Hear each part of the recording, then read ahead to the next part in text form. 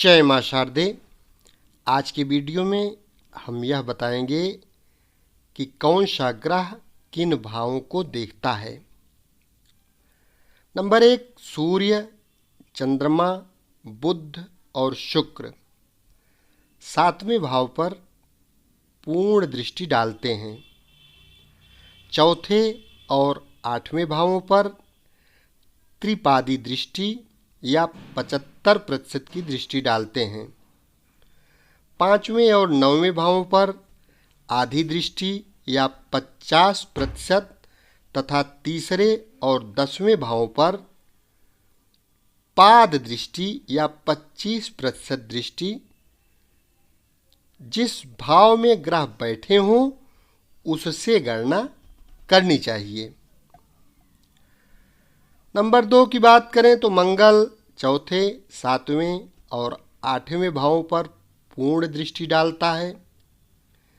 5वें और 9वें भावों पर 50% की दृष्टि डालता है तथा तीसरे और 10वें भाव पर 25% की दृष्टि डालता है। नंबर 3 बृहस्पति 5वें, 7वें और 9वें भावों पर पूर्ण दृष्टि डालता है। चौथे और 8वें भाव पर 75% की दृष्टि डालता है तथा तीसरे और 10वें भाव पर 25% की दृष्टि डालता है। इस चक्र में आप ध्यान से देखें तो पता चल जाएगा कि कौन से ग्रह किस अनुपात में किन किन भावों पर दृष्टि डालते हैं। सामान्यतया राहु और केतु की दृष्टि मानने की परंपरा नहीं है, लेकिन प्रचलन में जैसा है वैसा इस तालिका में दिख रहा है। जिस भाव में ग्रह बैठा हो उस भाव से गणना करनी चाहिए। जैसे दूसरे भाव में शुक्र हो तो अपने से 7वें अर्थात दूसरा भाव 1, तीसरा भाव 2 इत्यादि करके 8वें भाव को पूर्ण दृष्टि से वह देखता है। उदाहरण के लिए ये जो जन्म कुंडली यहाँ दी गई है, इसमें बुध की दृष्टि पर एक नज़र डालें। बुध 5वें भाव में बैठा है। बुध से भावों की गणना करने से 12 भावों पर दृष्टि इस प्रकार स्पष्ट आप समझ सकते हैं।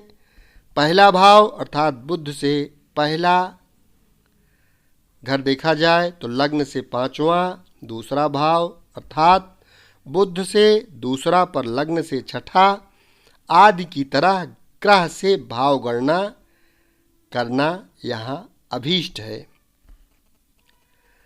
लग्न 1 से 5, नंबर 2 लग्न से 6, number 3 7, number 4 8, number 5 9, number 6 10, number 7 11, number 8 12, number 9 1 या लग्न, नंबर 10 2, नंबर 11 3, नंबर 12 4। इस प्रकार से इसको चार्ट में आसानी से समझाने के लिए हमने यहाँ आपको बतलाया है। यहाँ लग्न से 11वां भाव बुध से 7वां हुआ और उस पर बुध की पूरी 100% दृष्टि हुई। इस प्रकार बुध चौथे और 8वें भाव पर, जो कि लग्न से क्रमशः 8वां और 12वां भाव है, 75% की दृष्टि डाल रहा है। बुध से 5वां और 9वां भाव लग्न से क्रमशः 9वां और स्वयं लग्न ही हुआ। इस पर 50% की दृष्टि पड़ रही है। बुध से तीसरा और 10वां भाव लग्न से क्रमशः 7वां और दूसरा भाव हुआ।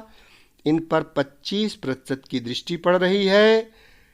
ये जो चक्र दिया गया है इसमें किस भाव पर कितनी दृष्टि पड़ती है यह भली भांति आपको समझने के लिए पर्याप्त है। इससे आप आसानी से समझ सकते हैं। दूसरी बात यह है कि श्रोतागण को यह भी समझना चाहिए कि वह यह है कि ग्रह न केवल भावों को अपितु उनमें बैठे हुए ग्रह को भी उसी अनुपात में देखता है जैसे कि इस कुंडली में दिख रहा है। बुध वृश्चिक राशि में है, उससे 7वें भाव पर वृषभ राशि है और इस पर बुध की पूर्ण दृष्टि यानी 100% की दृष्टि पड़ रही है। इसलिए बुध न केवल वृषभ को अपितु शनि को भी जो वहाँ बैठा हुआ है पूर्ण रूप से देख रहा है। इसी प्रकार शनि भी न केवल वृश्चिक राशि को अपितु सूर्य और बुध को भी देख रहा है। ग्रहों की परस्पर दृष्टि के प्रभाव का असर किस प्रकार से पड़ता है उसको हम आगे की वीडियो में बताएंगे। यहाँ पर आपको हम समझाने का प्रयास कर रहे हैं कि कौन सा ग्रह किस प्रकार से असर डालता है। यदि एक शुभ ग्रह एक क्रूर ग्रह को देखता है तो क्रूर ग्रह का दुष्प्रभाव कम हो जाता है। इसके विपरीत यदि क्रूर ग्रह की दृष्टि शुभ ग्रह पर पड़ती है तो शुभ ग्रह की शुभता कम हो जाती है। जब दो ग्रह एक दूसरे को पूर्ण रूप से देखते हैं तो उनमें एक विशेष प्रकार का संबंध हो जाता है। इस संबंध का ज्योतिष में अत्यधिक महत्व है। संबंध का क्या फल होता है यदि हम इसकी बात करें तो प्रत्येक ग्रह की अपनी अपनी दिशाएं होती हैं। जैसे पूर्व सूर्य, पश्चिम शनि, दक्षिण पूर्व को शुक्र, उत्तर पश्चिम चंद्रमा, दक्षिण मंगल, उत्तर बुध, दक्षिण पश्चिम राहु, उत्तर पूर्व बृहस्पति। इस प्रकार से समझना चाहिए। यदि जन्म कुंडली में कोई ग्रह बलवान और अच्छे भाव में है तो उस ग्रह की जो दिशा है उस ओर से लाभ होता है। इसके विपरीत कमजोर और पीड़ित ग्रह की दिशा में हानि और संकट समझना चाहिए।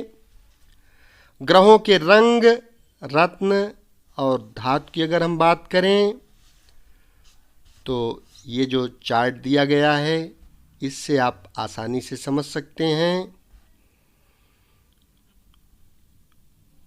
सूर्य का रंग ताम्रवर्ण, रत्न इसका माणिक, धातु तामा, चंद्रमा का सफ़ेद रंग, रत्न मोती, धातु चांदी, मंगल का लाल रंग, रत्न मूंगा, धातु सोना तांबा, बुध का हरा रंग, रत्न पन्ना, धातु सोना चांदी कांसा, बृहस्पति का पीला रंग, रत्न पुखराज, धातु सोना, शुक्र का अनेक रंग सफ़ेद, रत्न हीरा, धातु चांदी, शनि का काला, रत्न नीलम, धातु लोहा,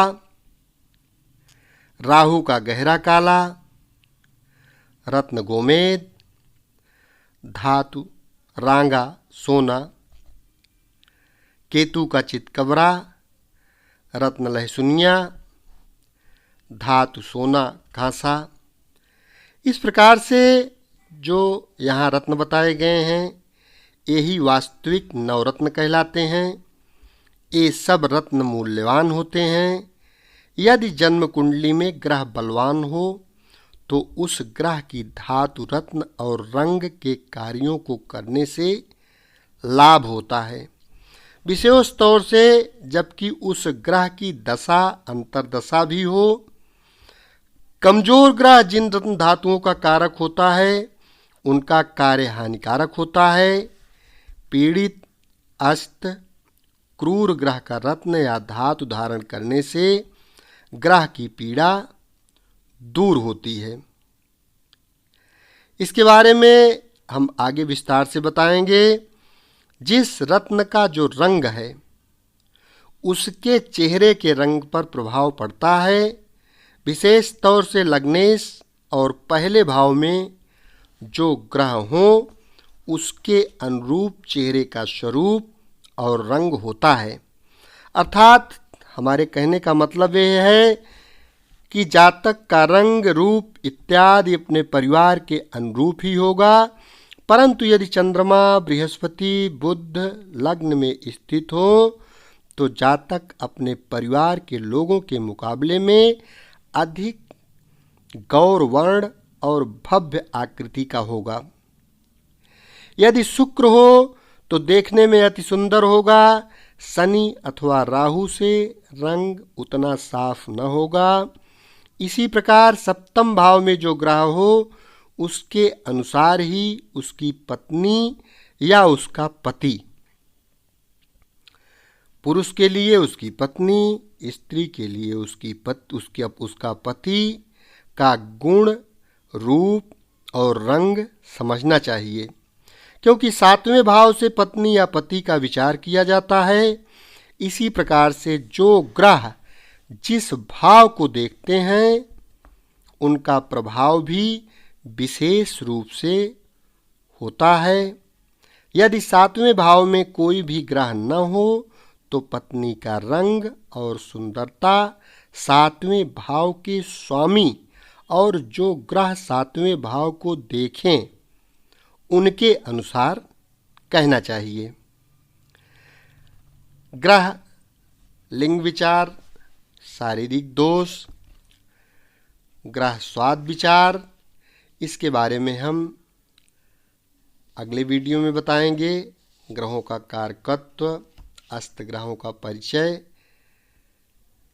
यदि चैनल को अभी तक सब्सक्राइब न किए हों तो कृपया यह चैनल सब्सक्राइब अवश्य कर लें, क्योंकि इस चैनल के माध्यम से संपूर्ण वैदिक ज्योतिष आपको एकदम फ्री में सीखने को मिलती रहेगी, वो भी सीरियल वाइज।